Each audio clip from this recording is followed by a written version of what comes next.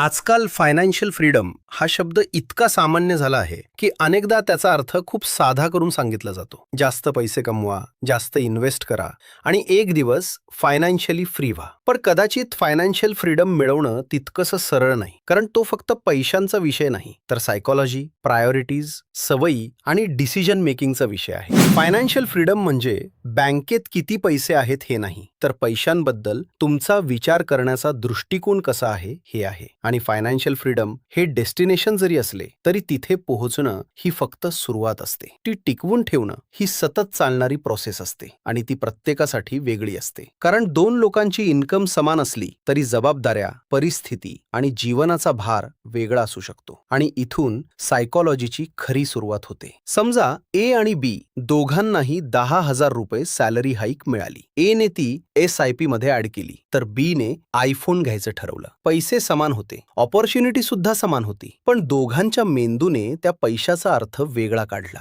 आणि फायनान्शियल फ्रीडमचा खेळ इन्कम पासून नाही, इंटरप्रिटेशन पासून सुरू होतो. म्हणूनच आज आपण अशा काही पॉइंटर्स बद्दल बोलणार आहोत जे फक्त फायनान्शियल फ्रीडमकडे बघण्याचा दृष्टिकोन बदलणार नाहीत, तर पैशांबद्दल, डिसिजन्स बद्दल आणि वेल्थ क्रिएशनच्या प्रोसेस बद्दल अधिक लॉजिकली आणि कॉन्शियसली विचार करायला मदत करतील. पहिला पॉइंट, तुमचा मेंदू पैसे लॉजिकल पद्धतीने नाही तर इमोशनल पद्धतीने वापरतो. लोकांना अनेकदा वाटतं की ते प्रत्येक फायनान्शियल डिसिजन पूर्ण विचार करून घेतात, पण खरं सांगायचं तर आपल्या आयुष्यातले बरेच डिसिजन्स आधी इमोशन्स घेतात आणि नंतर मेंदू त्याला लॉजिकचं कारण शोधून देतो. म्हणूनच काही लोक म्हणतात, मला ती कार खूप गरजेची होती, पण प्रत्येक वेळी त्यामागचं कारण गरजच असते असं नाही. कधी कंपॅरिझन असतं, कधी सोशल प्रेशर असतो, तर कधी स्वतःला सक्सेसफुल वाटण्याची एक इच्छा असते. कारण माणूस अनेकदा वस्तू विकत घेत नाही, तो त्या वस्तूमुळे मिळणारी भावना विकत घेत असतो. आणि ही गोष्ट एकदा समजली की खर्चाकडे बघण्याचा दृष्टिकोन बदलायला सुरुवात होते. आणि स्वतःला चांगलं वाटावं म्हणून एखादी गोष्ट घेण्यात काहीच चुकीचं नाही, पण जर प्रत्येक आर्थिक निर्णय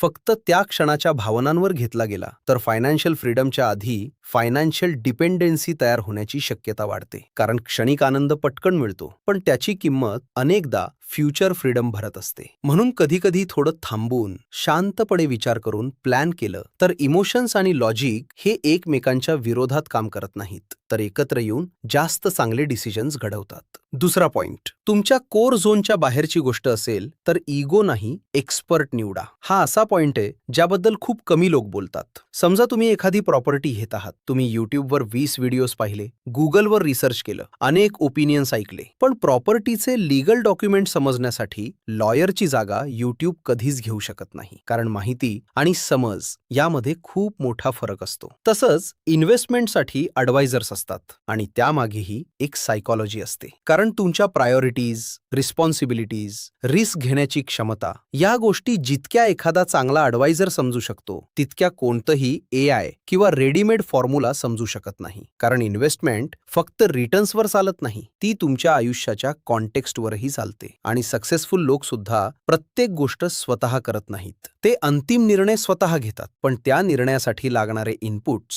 पर्स्पेक्टिव्हज आणि गायडन्स योग्य एक्सपर्ट्स कडून घेतात. कारण त्यांना माहिती असतं की प्रत्येक क्षेत्रात स्वतः एक्सपर्ट होण्यापेक्षा योग्य लोकांच्या अनुभवाचा फायदा घेणं जास्त शहाणपणाचं असतं. पण इथेच काही लोक सायकोलॉजी मधली सर्वात मोठी चूक करतात. त्यांना वाटतं, मला सगळं स्वतः शिकायचं आहे, पण प्रत्येक गोष्ट मास्टर करण्याची गरज नसते. प्रत्येक क्षेत्रात एक्सपर्ट होण्यापेक्षा योग्य चेकपॉइंट समजणं जास्त महत्वाचं असतं. कारण एक्सपर्ट फक्त चुका वाचवत नाहीत, ते तुमचा वेळही वाचवतात. आणि पैसा पुन्हा कमावता येतो, पण वेळ पुन्हा मिळत नाही. एकदा तुम्ही एखादी प्रॉपर्टी परचेस करताना योग्य ॲडव्हायझरी घेतली की फक्त त्या एका ट्रान्झॅक्शनसाठी मदत मिळत नाही, तर पुढच्या प्रत्येक ट्रान्झॅक्शनसाठी तुमच्याकडे एक चेकलिस्ट तयार होते. कोणते डॉक्युमेंट्स तपासायचे, कोणते प्रश्न विचारायचे, कुठे रिस्क असू शकतो आणि कोणत्या गोष्टींकडे लक्ष द्यायचं याची समज तयार होते. म्हणजे योग्य ॲडवायझरची मदत घेऊन तुम्ही फक्त पैसे इन्व्हेस्ट करत नसता, तर एक डिसिजन मेकिंग सिस्टम तयार करत असता,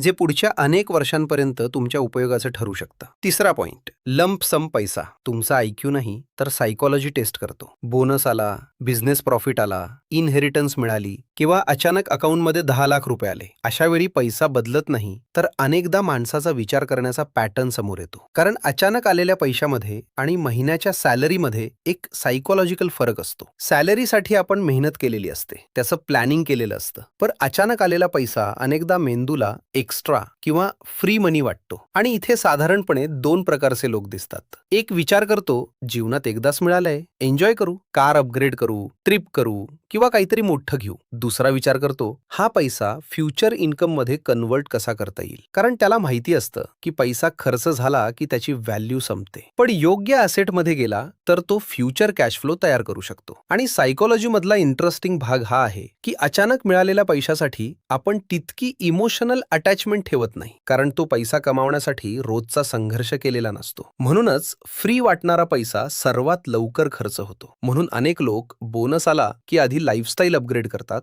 पण फार कमी लोक आधी वेल्थ अपग्रेड करतात. म्हणून अशा वेळी एक छोटा नियम उपयोगी पडू शकतो. लंप सम पैसा मिळाला की लगेच निर्णय घेऊ नका. तो पैसा काही दिवस तसाच पडू द्या, कारण इमोशन लगेच डिसिजन घ्यायला सांगते, पण लॉजिकला थोडा वेळ लागतो. आणि बऱ्याच वेळा आपण त्या पैशावर खर्च करत नाही, तर त्या पैशामुळे मिळणाऱ्या भावनेवर खर्च करत असतो. कारण शेवटी लंप सम पैसा तुमच्याकडे किती आला यापेक्षा महत्वाचं हे असतं की तुमच्या मनाने त्याचा अर्थ काय काढला. कारण फायनान्शियल फ्रीडम अनेकदा इन्कममुळे नाही, तर इंटरप्रिटेशनमुळे तयार होत असते. चौथा पॉइंट, सॅलरी वाढली की लाईफस्टाईल वाढवायची इच्छा का होते? यामागे फक्त पैसा नसतो, सायकोलॉजी असते. कारण आपला मेंदू प्रोग्रेससाठी नाही, तर सर्व्हायव्हलसाठी बनलेला आहे. पूर्वी जास्त रिसोर्सेस म्हणजे जास्त सुरक्षितता असं मानलं जायचं, आणि कदाचित म्हणूनच आजही सॅलरी वाढली की मेंदू लगेच सिग्नल देतो, आता मोठं घर घे, मोठी कार घे, अपग्रेड हो. आणि यात काही चुकीचं नाही, पण इथेच एक सायकोलॉजिकल ट्रॅप आहे. लाईफस्टाईल अपग्रेडचा आनंद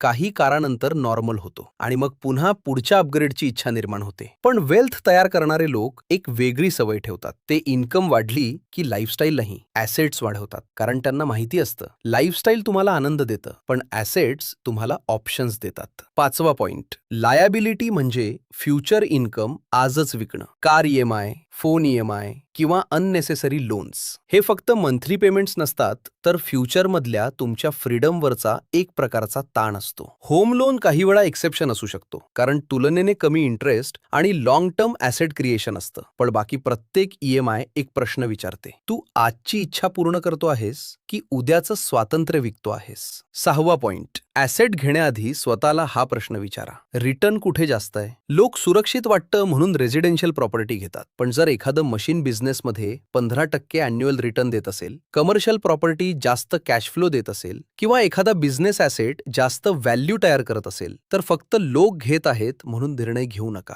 लोक क्राऊड फॉलो करतात, श्रीमंत लोक नंबर्स फॉलो करतात. सातवा पॉइंट, फिअर समजलं की फायनान्शियल फ्रीडम जवळ येतं. लोक म्हणतात मला मार्केटची भीती वाटते, जॉबची भीती वाटते, बिझनेसची भीती वाटते, पण खरं कारण पैसा नसतो. खरं कारण अनसर्टनिटी असतं. आपल्या मेंदूला अननोन गोष्टी आवडत नाहीत. म्हणून इमर्जन्सी फंड असेल, मल्टिपल इन्कम स्ट्रीम्स असतील, स्किल्स असतील, ॲसेट्स इन्कम देत असतील, तर फिअर कमी व्हायला लागतं. कारण कॉन्फिडन्स हा अकाउंट बॅलन्स मधून नाही येत, तो प्रिपरेशन मधून येतो. आणि शेवटी एक गोष्ट, श्रीमंत लोक जास्त हुशार असतात म्हणून श्रीमंत होत नाहीत. ते जास्त चांगले डिसिजन्स घेतात म्हणून श्रीमंत होतात. कारण फायनान्शियल फ्रीडम आधी बँक अकाउंटमध्ये तयार होत नाही, ती आधी सायकोलॉजीमध्ये तयार होते. आणि ज्या दिवशी तुमचा मेंदू पैशाकडे वेगळ्या पद्धतीने बघायला लागेल, त्या दिवशी फायनान्शियल फ्रीडमचा प्रवास खऱ्या अर्थाने सुरू होईल. तुम्हाला या सगळ्याबद्दल काय वाटतं ते नक्की सांगा. आणि फायनान्शियल फ्रीडमकडे फक्त पैशांच्या नजरेतून नाही, तर सायकोलॉजी आणि बेटर डिसिजन मेकिंगच्या दृष्टिकोनातून पाहायचं असेल, तर आम्ही असेच व्हॅल्यू ॲडेड कॉन्टेंट तुमच्यापर्यंत आणण्याचा प्रयत्न करत राहू. त्यासाठी चॅनलला सबस्क्राईब करा, व्हिडिओ आवडला असेल तर लाईक करा,